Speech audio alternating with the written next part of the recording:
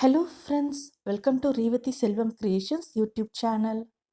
என்னோட சேனலை முதல் முறையாக நீங்கள் பார்க்குறீங்கன்னா மறக்காமல் சப்ஸ்கிரைப் பண்ணுங்கள். பக்கத்தில் இருக்க பெல் ஐக்கானை கிளிக் பண்ணுங்கள். அப்போ தான் நம்ம சேனலில் போகிற புது வீடியோவோட நோட்டிஃபிகேஷன்ஸ் உங்களுக்கு வரும். இன்றைக்கி நம்ம ஆந்திராவில் ரொம்ப ஃபேமஸான கோங்குரா தொக்கு எப்படி செய்யுதுன்னு பார்க்கலாம். புளிச்சக்கீரையை தான் தெலுங்கில் கோங்குரா அப்படின்னு சொல்லுவாங்க.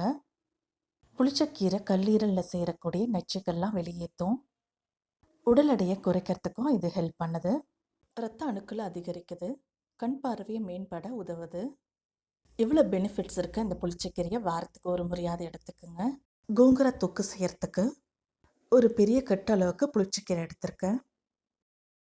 இலையை மட்டும் பறிச்சுட்டு 2-3 தடவை நல்லா அலசி எடுத்துக்கோங்க. இது கூட 5 பச்சை மிளகாய், 10 பல்லு பூண்டு எடுத்திருக்கேன். இப்போ ஒரு கடாயில் 1 ஸ்பூன் அளவுக்கு எண்ணெய் சேர்த்துக்கலாம். எண்ணெய் நல்லா காஞ்சதும் 2 டேபிள் ஸ்பூன் தனியா, 2 வரமிளகாய், 1/4 ஸ்பூன் வெந்தயம், 1 ஸ்பூன் ஜீரகம் சேர்த்துக்குங்க. எங்கள் வீட்டில் குழந்தைங்களும் சாப்பிடுவாங்கன்றதுனால காரம் கம்மியாக சேர்த்துருக்கேன். உங்களுக்கு காரம் எவ்வளோ தேவையோ அதுக்கேற்ற மாதிரி நீங்கள் மிளகாய் போட்டுக்கோங்க. இப்போ நம்ம சேர்த்துருக்க எல்லா பொருளையும் எண்ணெயில் நல்லா வறுத்து எடுத்துக்கலாம்.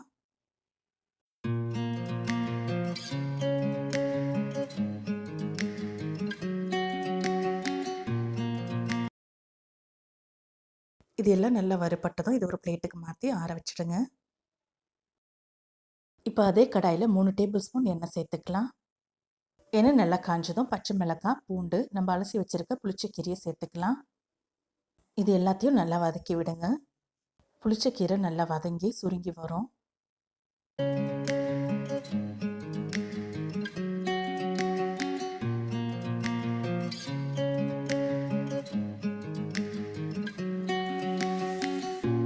இப்போவே பாருங்கள், பாதி வதங்கியிருக்கு.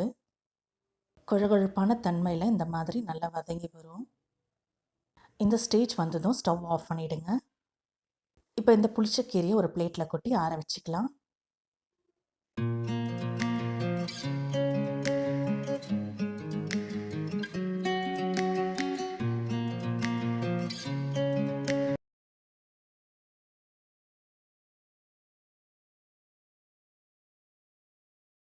இப்போ ஒரு மிக்ஸி ஜாரில் நம்ம வறுத்து வச்சுருக்க மசாலாவை சேர்த்து கொரகொரப்பாக அரைச்சி எடுத்துக்கலாம்.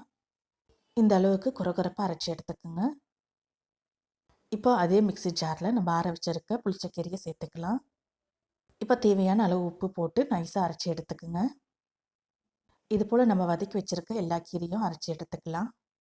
தண்ணி சேர்க்க வேண்டிய அவசியம் இருக்காது. இதுவே நல்லா அரைஞ்சிடும். இந்த அளவுக்கு கெட்டி அரைச்சி எடுத்துக்கோங்க. இப்போ அரைச்ச இந்த புளிச்சக்கீரையை ஒரு பவுலுக்கு மாற்றிக்கலாம்.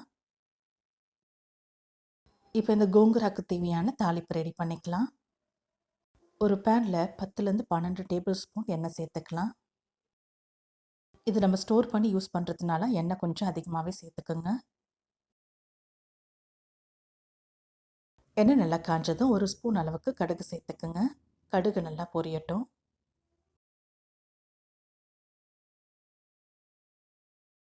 கடுகு நல்லா பொரிஞ்சதும் 1 ஸ்பூன் அளவுக்கு ஜீரகம் சேர்த்துக்கலாம். இப்போ 1 டேபிள் ஸ்பூன் கடலைப்பருப்பு, 2 வரமிளகாய் கிள்ளி சேர்த்துக்கோங்க.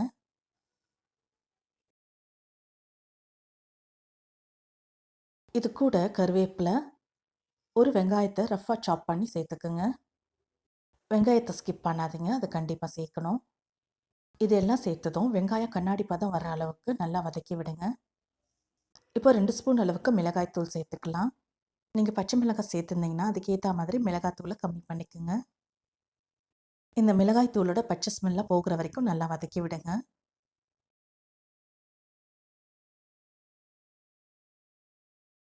இப்போ ஸ்டவ் ஆஃப் பண்ணிவிட்டு நம்ம அரைச்சி வச்சுருக்க புளிச்சக்கீரையில் இந்த தாளிப்பை சேர்த்துக்குங்க. தாளிப்பு எல்லாத்தையும் நல்லா கலந்து விடுங்க. இந்த புளிச்சக்கீரையில் நல்ல புளிப்பு சுவை இருக்கும். அதனால் புளி எதுவும் சேர்த்துறாதீங்க.